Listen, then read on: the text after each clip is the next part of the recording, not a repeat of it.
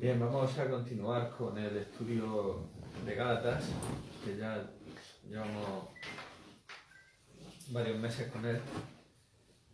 Y nos habíamos quedado en el capítulo 4, seguía Pablo con las exhortaciones a los cristianos de Galacia para que no se volvieran al legalismo, sino que permaneciesen en la gracia, ¿no? Y debemos saber que los legalistas usaban a Abraham para defender sus posiciones y muy concretamente el rito de la circuncisión que le imponían ellos a los cristianos. Ahora Pablo va a usar también a Abraham para demostrar que el legalismo es esclavitud y realmente no provee ninguna liberación para el cristiano. Nos quedamos en el versículo 22. El versículo 22 decía: decidme, bueno, en primer lugar quiero decir un poco, voy a hablar un poco de lo que ocurrió con Abraham, ¿no? Para poder poner la base de lo que Pablo va a decir aquí, ¿no? Dios le prometió un hijo a Abraham, ¿no? Todos lo sabemos, ¿verdad? En Génesis 15, Dios le dijo que después de años sin tener hijos, porque Sara era estéril, Dios le dijo a Abraham que iba a tener un hijo, ¿no? Y que iba a ser padre de muchedumbre de gente, ¿no? Que le iba a dar una gran descendencia, ¿no? Por medio de ese hijo que iba a tener, ¿no? Podemos decir que era el hijo de la promesa, porque realmente es una promesa que Dios le hizo, ¿no? Él es definido, Isaac, como el hijo de la promesa en la Escritura. El tiempo pasó y Sara se impacientó.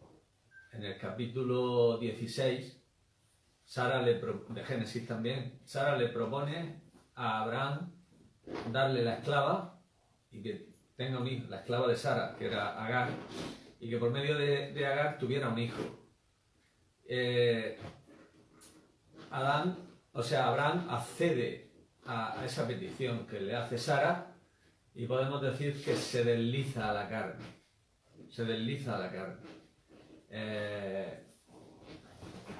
Tiempo después, Dios le da un hijo a Sara, como había prometido, ¿no?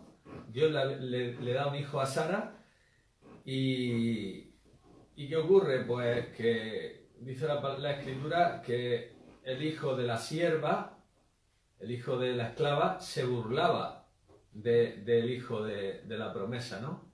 Entonces Sara le dice a Abraham que eche a la esclava y a su hijo. Bien, pues para que esta historia todos la conocemos, ¿no? Por lo menos los creyentes hemos oído alguna vez de ella. Pues bien, esta es la base ahora que va a usar Pablo para defender que el legalismo, como he dicho, es esclavitud y no provee ninguna liberación. Por eso comienza diciendo en el versículo 22: decidme los que queréis estar bajo la ley, ¿no habéis oído la ley? Entonces aquí Pablo está escribiéndole a esos creyentes de Galacia que querían nuevamente someterse bajo el yugo de la ley. Y lógicamente va a hablarles palabras que están escritas en el libro de la ley. El libro de la ley era conocido por los judíos como digamos, el Pentateuco, ¿no? Los libros que escribió Moisés, que fue por medio de quien Dios entregó la ley, ¿no? Y les pregunta: ¿no habéis oído la ley? Dice: porque está escrito que Abraham tuvo dos hijos, uno de la esclava, como hemos dicho, ¿verdad?, que es Ismael, y otro de la libre, que es Isaac. Más, dice el versículo 23, más el de la esclava nació según la carne y el de la libre nació por la promesa. O sea, está diciendo, el de la esclava nació por una intervención deliberada, podemos decir, de Abraham, y el de la libre pues fue por una promesa de Dios, porque realmente ahí ellos se puede decir que no hicieron nada, o sea, fue un nacimiento milagroso, ¿no? Fue un nacimiento milagroso porque esos órganos ya estaban, sobre todo Sara, cuando supo que iba a concebir de Abraham y se reía, ¿no? La mujer, como si yo ya no tengo ni la costumbre, esos órganos ya, por decirlo así, estaban muertos, estaban secos, o sea, no había posibilidad de que esos cuerpos pudieran originar un ser, ¿no? Aquí vemos también cómo Isaac es, en cierto modo, un tipo de Jesucristo, ¿no? Porque aunque fueron distintos, pero ambos nacimientos fueron milagrosos, ¿no? Tanto el de Isaac como el de Cristo, ¿no? A ambos su padre lo ofreció en sacrificio, ¿no?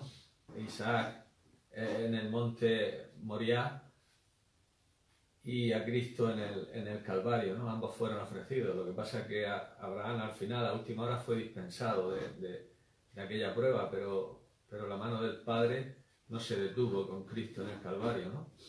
Y lo sacrificó por nosotros. Entonces, aquí en cierto modo vemos como Isaac es un tipo del Señor Jesucristo, ¿no? Bien, continuamos y luego dice en el versículo 24 que esto es una alegoría, lo cual es una alegoría, ¿verdad? Nos dice en el versículo 24 que Gálatas 4:24, aquí está.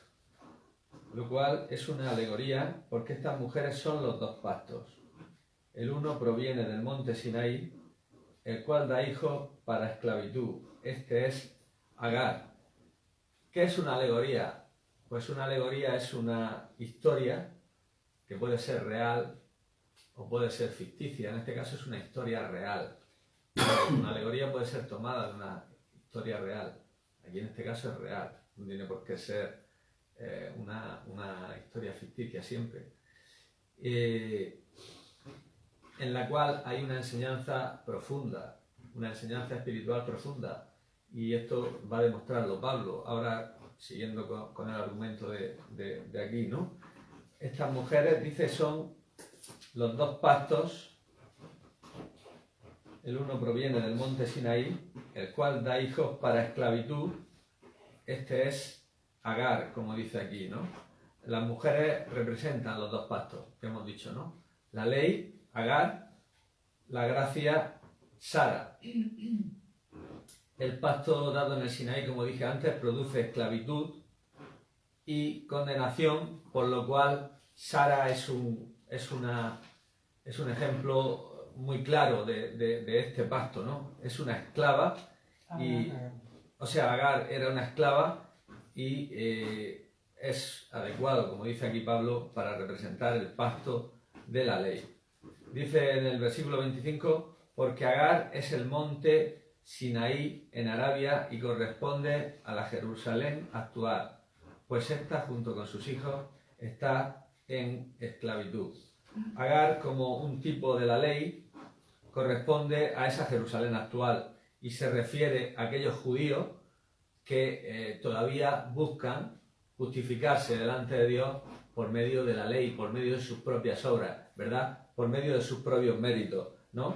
Entonces, todos ellos están, como dice aquí, en esclavitud y condenación.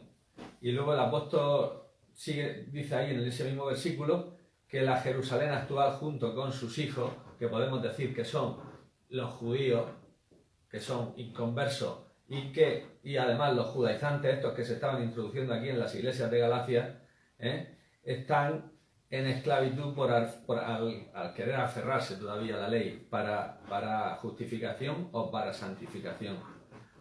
¿Qué dirían los judíos de Pablo?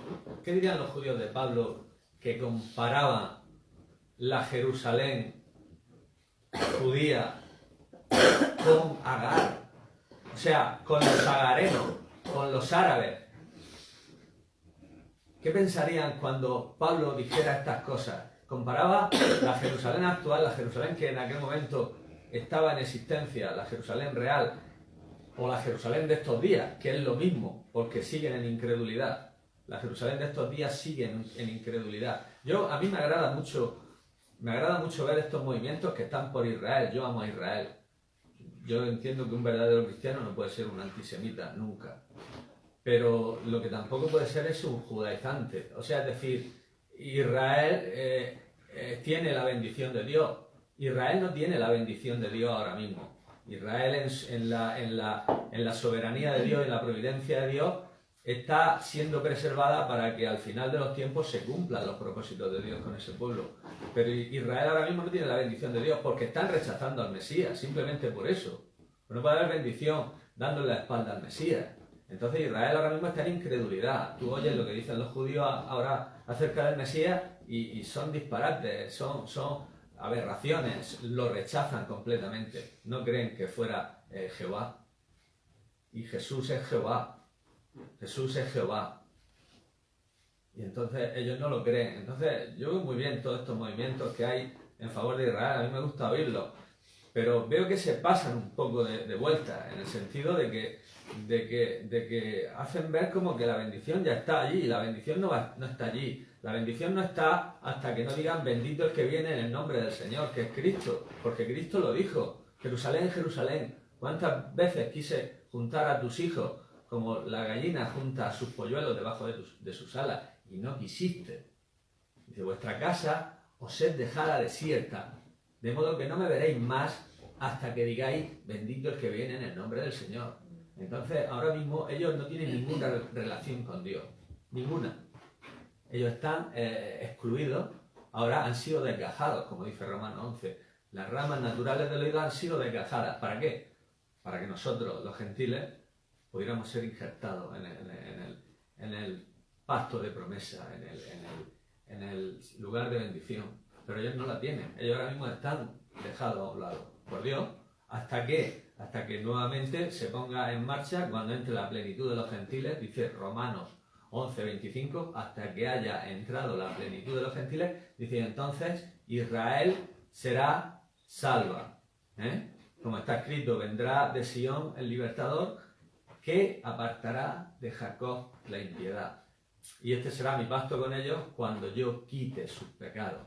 Así que en cuanto al Evangelio son enemigos por causa de nosotros. O sea, ellos ahora mismo son enemigos. Pero en cuanto a la elección son amados por causa de sus padres. O sea, Dios no los ha olvidado. Pero ahora mismo son enemigos, su posición es de enemigos. Entonces, todos estos movimientos están muy bien, pero le están haciendo ver como que todo lo que ellos hacen está bien y es bueno y que tienen la bendición y no la tienen. Están engañando a la gente, están engañando a los cristianos, porque ellos siguen siendo esa Jerusalén terrenal, ellos siguen estando bajo la ley. Y bajo la ley, ¿qué hay? Maldición y esclavitud. Bajo la ley no pueden conseguir nada. Entonces, lo que deberían de hacer estos movimientos más, en vez de decir soy muy bueno, soy bendito, es llevarlo a Cristo. Llevarlo a Cristo. Si habéis rechazado vuestra Mesías, habéis dado la espalda al Mesías, le habéis crucificado, volveos a él. Esto es lo que deberían de hacer, ¿no? Entonces, cuando veo estos movimientos, digo, me agrada porque amo a Israel, pero veo que están engañando, le están diciendo que ya tienen la bendición, que ya están benditos, que ya se están cumpliendo las promesas en ellos, y es mentira, no se están cumpliendo. No se están cumpliendo, las promesas de bendición no se están cumpliendo en ellos. Ahora mismo ellos están desgajados, han sido arrancados del olivo. ¿Por qué? Porque han rechazado al Mesías. Se están cumpliendo en ellos las palabras de David, que dijo, agrábales la espalda, se han oscurecido sus ojos para que no vean, agrábales la espalda para siempre. Y eso es lo que se está cumpliendo en ellos. Ellos están ciegos, están en incredulidad y están bajo el juicio de Dios. Y hasta que ellos hasta que en el tiempo de la tribulación, por medio de ya el tiempo de angustia para Jacob, que va a ser el tiempo, el clima de la angustia para ese pueblo, entonces ellos se volverán, como dice, creo que Amós, en el último versículo del capítulo 5. Vamos a leerlo porque es muy interesante. Dice: en su angustia me buscarán. Parece que Amós en el último versículo del capítulo 5.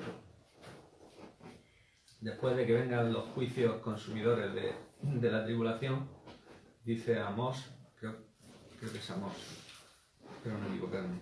No es Amós, tiene que ser Oseas. Oseas, entonces. Oseas 5. La última frase del último versículo del capítulo 5. Vamos a leerlo entero. 5.15. Amós 5.15. Oseas 5.15, perdón. Oseas 5.15. Oseas 5.15.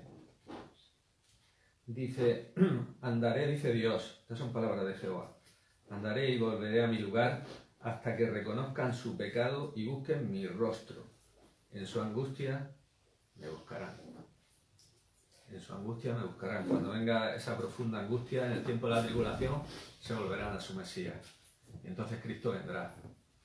Cristo vendrá y restaurará a la nación y consolará a la nación, circuncidará su corazón, como dice Deuteronomio 30, cuando haya venido sobre vosotros la bendición y la maldición, y seáis esparcidos por todas las naciones, y allí donde estuviereis os volviereis a mí, os arrepintiereis y os convirtiereis de todo vuestro corazón, dice: volverá Jehová y os recogerá y os traerá a la tierra que prometió a vuestros padres, circuncidará vuestro corazón y me serviréis de todo corazón y con toda vuestra alma, ¿no? Entonces se cumplirán todas las promesas que Dios tiene para ese pueblo, porque no se va a quedar sin cumplir ninguna, ¿no?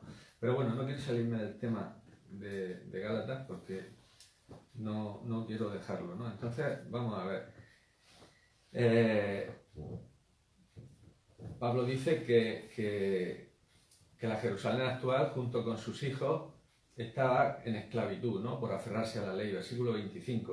Y he hecho la pregunta, ¿no? ¿Qué dirían los judíos al verse comparados aquí con los agarenos, con los árabes? Pues odiaban a Pablo. Los judíos odiaban a Pablo a muerte.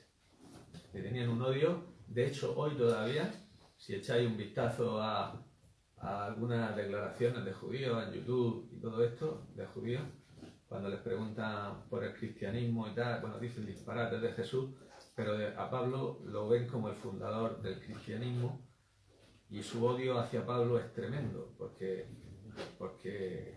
Pablo, como digo, al judaísmo lo atacó mucho. Jesús lo atacó, pero Pablo lo atacó más, porque Pablo desarrolló verdades que Cristo había dejado ahí como un germen, una semilla, pero Pablo las desarrolló, ¿no? Entonces, esa es la explicación de cuando vemos el libro de los Hechos, de que los principales ataques y persecuciones de Pablo fueron de los judíos. Desde que empezó su viaje en Hechos 13, los judíos fueron los que levantaron persecución contra él. Los gentiles estaban encantados, le pedían que le hablara más de aquello, querían escuchar más de Cristo, querían estar, pero dice que los judíos excitaban, corrompían los ánimos de los gentiles, se juntaban con los gobernantes y lo echaban. Y una de las veces lo apedrearon, otras veces querían matarlo. Los judíos en Damasco, cuando llegó a Jerusalén, casi lo matan. Si no interviene el tribuno, lo matan porque estaban dándole una paliza.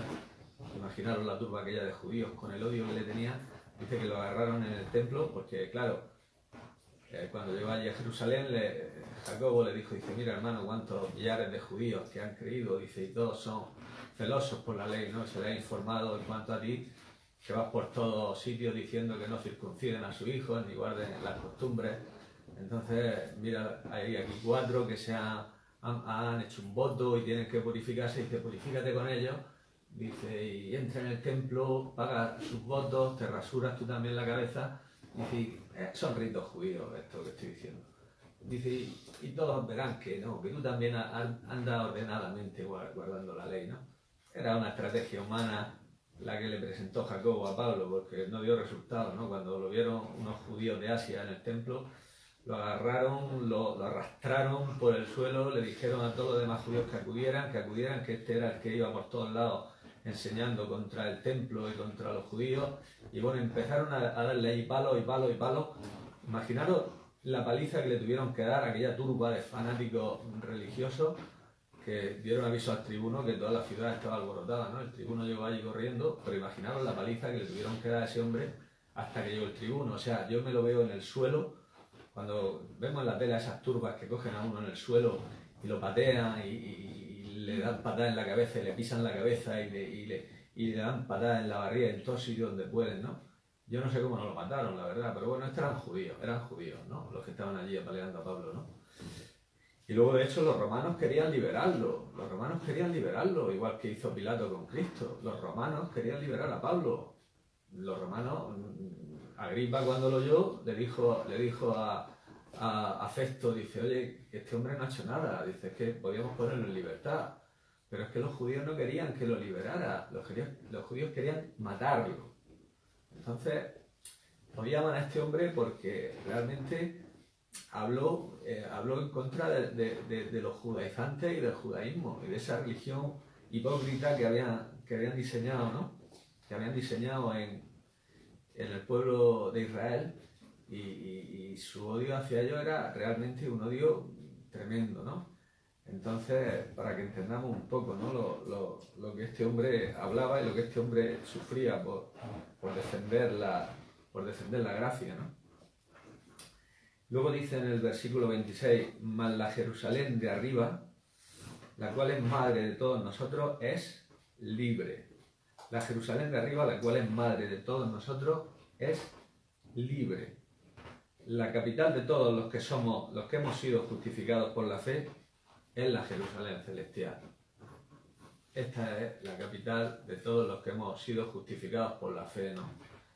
Todos los judaizantes estos que ahora quieren que vayamos a Jerusalén y que en Jerusalén está la bendición y que si vamos allí parece que nuestra vida va a subir un grado espiritual y todo eso, pues es mentira. Es mentira. No digo que si te gusta hacer turismo que vayas un día a Jerusalén y lo veas, pero nada más. Nada más, no va a haber ningún sitio todos los sitios que te dicen son mentiras. Los sitios de hace 2000 años, con las guerras que ha habido, imaginaros un yacimiento de 2000 años está 10 metros debajo de tierra. O sea, cuando te lleves y te digan que la cúpula esa que tiene allí es donde pasó esto, es mentira. Es negocio. Tienen allí a la puerta de la cúpula, tienen allí la reliquia y todo eso que tienes que comprar para que ellos hagan negocio, pero que vamos, que nada de nada.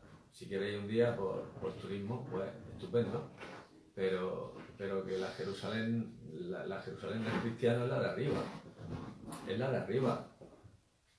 la Jerusalén celestial, es la Jerusalén celestial. Nosotros ahora mismo no tenemos ninguna obligación de peregrinar a la Jerusalén terrenal, como hacen los árabes con la Meca y todo esto, ¿no? No tenemos ninguna obligación.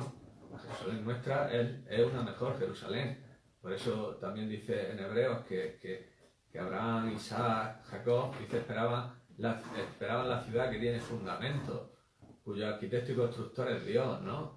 O sea que ellos podían estar allí, que estaban de hecho en la tierra prometida, para decir, esto es mío, está aquí, estoy. No, pero ellos dicen que no, dice que todos ellos no hicieron ningún esfuerzo por poseer nada. ¿Por qué? Porque esperaban una ciudad que tiene fundamento, que es la Jerusalén de arriba, la Jerusalén celestial, cuyo arquitecto y constructor es Dios.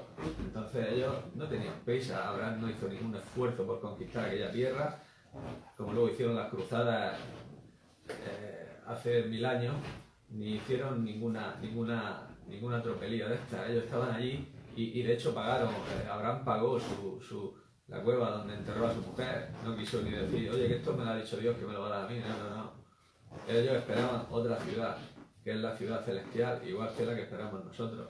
Aunque en el futuro, en el reino milenial, antes de disfrutar de la nueva Jerusalén que hemos leído, va a haber un reino milenial aquí en la tierra y Jerusalén va a ser la capital de ese reino, ¿no? Pero esto son promesas hechas al pueblo terrenal de Dios, a Israel. Nosotros no somos pueblo terrenal. Nosotros no somos el pueblo terrenal de Dios. Nuestras promesas son celestiales. Nosotros somos el pueblo celestial de Cristo. Nosotros nos dice que nuestra ciudadanía está en el cielo, de donde esperamos al Salvador. Esa es la ciudadanía del cristiano. Israel sí tiene promesas terrenales y de hecho las van a disfrutar. Pero nosotros los cristianos, nuestra mirada, la Jerusalén de arriba, la cual es madre de todos nosotros. Y esa es libre, ¿no? Como dice ese versículo. Aquí está citando Pablo en el versículo 27, dice, porque está escrito, regocíjate, oh estéril, tú que no das a luz, prorrumpe en júbilo y clama, tú que no tienes dolores de parto, porque más son los hijos de la desolada que de la que tiene marido. Esto es una cita de Isaías 54. Vamos a ir a Isaías 54. Esto es una cita de Isaías 54. Nos vamos a quedar en esta reflexión y ya la próxima vez que tratemos el tema seguiremos desarrollándolo desde aquí, desde Isaías 54. Pero daros cuenta que aquí lo que está haciendo Pablo es citar esa cita del versículo 1 de Isaías 54, ¿no? Aquí tenemos la misma cita que hace Pablo, ¿no? Regocíjate, oh estéril, la que no daba luz. Levanta canción y da voces de júbilo, la que nunca estuvo de parto, porque más son los hijos de la desamparada que los de la casada, ha dicho Jehová, ¿no? Aquí tenemos la predicción de que los hijos de la ciudad celestial serán más numerosos que los de la Jerusalén terrenal, ¿no? Ellos solamente se veían herederos ellos por el hecho de ser engendrados de la carne de Abraham, por descender del linaje de Abraham. Pero aquí ya Isaías estaba profetizando. Isaías es el profeta de la redención, tiene la visión más clara de la redención y de las promesas redentoras y de lo que es la vida de la gracia, ¿no? Entonces, aquí, como digo, Isaías está contemplando ese futuro en el cual los hijos de la ciudad celestial, por decirlo así, de la que ahora no está, en ese momento no estaba ocupada, iban a ser mucho más numerosos, ¿no? Los judíos, a Isaías tampoco le hacía mucha gracia, a los judíos. De hecho, la tradición cuenta que fue aserrado, ¿no? Por uno de los reyes del reino de Judá, ¿no? Lo aserraron, lo partieron una sierra. Posiblemente haga referencia a él en Hebreo 11 cuando dice otros fueron aserrados, ¿no? Esté haciendo referencia a Isaías, ¿no? Entonces aquí ya Isaías estaba preparando por decirlo así, las promesas de la gracia, ¿no? Los judíos pensaban que bueno, ellos por el hecho de ser el linaje de Abraham, pues ya lo tenían todo, ¿no? Y aquí Isaías les da un buen varapalo, ¿no? Más son los hijos de la desolada, ¿no? Por decirlo así, de la celestial, como dice Pablo en su interpretación de ese pasaje, ¿no? Ellos se pensaban que ya por el hecho de ser descendientes de Abraham sobraba, ¿no? Ya sobra con esto. Acordaros la palabra que le dijeron a Cristo en Juan 8, ¿no? Cuando Cristo les dijo, conoceréis la verdad y la verdad os hará libres. Conoceréis la verdad y la verdad os hará libres. Ellos entonces dijeron, somos linaje de Abraham, no hemos sido esclavos de nadie. Y entonces Jesús les dice, sí, sé que soy descendiente de Abraham, pero soy esclavo del pecado.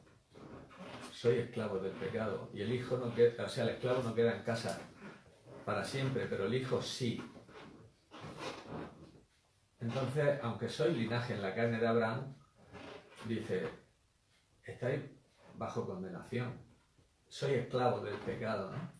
Sois esclavos del pecado. Y luego les dice, aquí hay un contraste, dice, si fuerais hijos de Abraham, si fuerais verdaderos hijos de Abraham, haciendo ya referencia al sentido espiritual del término, dice, las obras de Abraham haríais.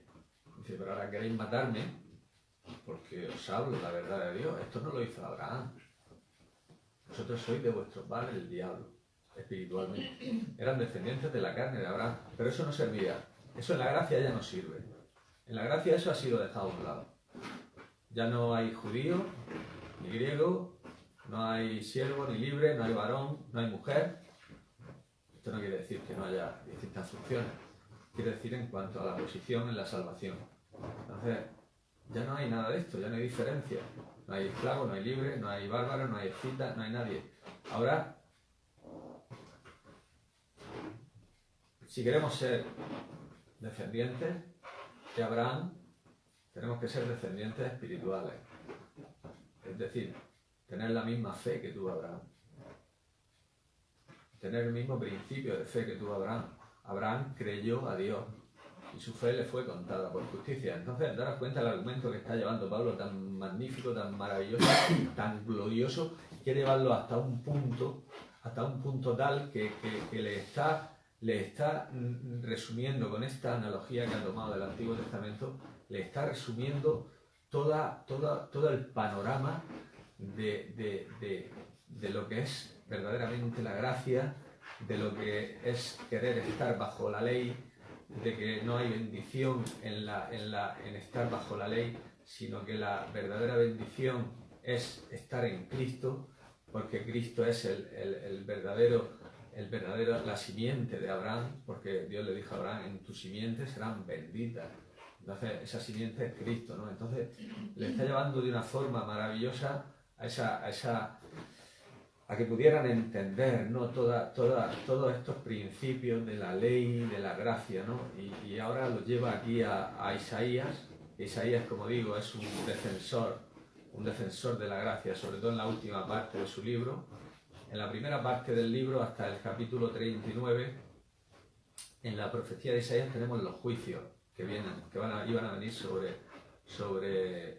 Israel, ¿no? Primeramente con los asirios, la invasión de Sennaquerí, ¿os acordáis? Y luego con la dispersión, con la cautividad, con los babilonios. Pero a partir del versículo 40, del capítulo 40, comienza con esas gloriosas palabras, consolad por lo mío, ¿no? Porque Dios va a traer también consolación, pero esa consolación va a venir por la fe. Por eso en la segunda parte de Isaías viene la visión redentora y la visión de la gracia, ¿no? Tan tremenda, ¿no? Acordaros de aquel capítulo 53 de Isaías, justo antes del 54, cuando viene la bendición. En el capítulo 53 viene el siervo sufriendo, ¿no? ¿Quién ha creído a nuestro anuncio? Esto es tremendo, esto es maravilloso. Este capítulo es maravilloso porque ese va a ser el proceso, como dice John MacArthur en una predicación suya que es gloriosa y que es maravillosa, hablando de Isaías 53, si tenéis oportunidad de escucharla, porque es impresionante, porque ese capítulo 53 va a ser el proceso de conversión futura de Israel. Va a ser el proceso de conversión futura de Israel, cuando Israel se vuelva a su Mesías, cuando Israel se vuelva a Cristo. Cuando después de que se complete la iglesia gentil, Dios se vuelva con misericordia hacia Israel. Entonces ese capítulo 53 es el proceso en el cual Israel se va a volver a Dios. Por eso comienza el capítulo 53. ¿Quién ha creído a nuestro anuncio? O sea, esto es como decir, ¿quién ha creído al anuncio que nos fue dado? ¿Sobre quién se ha manifestado el brazo de Jehová? Subirá cual renuevo delante de él, y como raíz de tierra seca. No hay parecer en él ni hermosura. Le veremos más sin atractivo para que le deseemos. Despreciado y desechado entre los hombres, varón de dolores, experimentado en quebranto. Y como que escondimos de él el rostro, fue menospreciado y no lo estimamos. Daros cuenta que está hablando en pasado. Están mirando algo que ocurrió y que ellos no creyeron.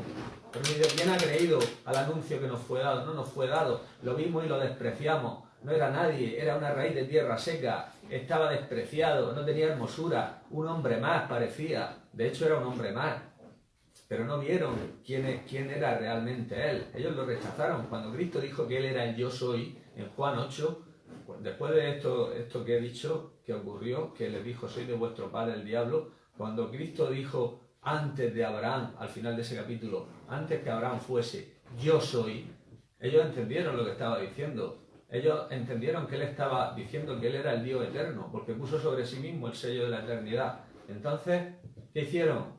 Fueron a apedrearlo. Quisieron apedrearlo. Quisieron apedrearlo. Y entonces ese capítulo 53 de Isaías está diciendo las cosas que ellos hicieron en el pasado. Y entonces se están arrepintiendo, despreciado y desechado. Y como que escondimos de él el rostro, no lo estimamos. Dice, y ciertamente llevó él nuestras enfermedades y sufrió nuestros dolores. Y nosotros le tuvimos por azotado, por herido de Dios y abatido. Nosotros pensamos que Dios lo estaba castigando allí en aquella cruz. Que Dios estaba juzgándolo por blasfemo. Que Dios estaba haciendo con él lo que nosotros le pedimos que hiciera, porque era un blasfemo para ellos. Pero sin embargo en el versículo 5 dice, mas él herido fue por nuestras rebeliones, molido por nuestros pecados. El castigo de nuestra paz fue sobre él, y por su llaga fuimos nosotros curados. Entonces aquí están haciendo, por decirlo así, la oración de arrepentimiento futura del pueblo de Israel, cuando se convierta y miren a su Mesías, y entonces digan, bendito el que viene en el nombre del Señor, que se convertirá, ¿no? Nos vamos a quedar aquí y ya continuaremos con ese versículo de Isaías 54, porque el resultado de ese Isaías 53 es todo lo que viene después, es la bendición que va a tener Israel cuando se vuelva realmente con fe a su Mesías. Entonces ahí vemos la incongruencia de que cristianos quisieran, habían disfrutado de la salvación por gracia, que quisieran volverse a la ley, a lo que se le estaba pidiendo a Israel que saliera, y que no querían salir.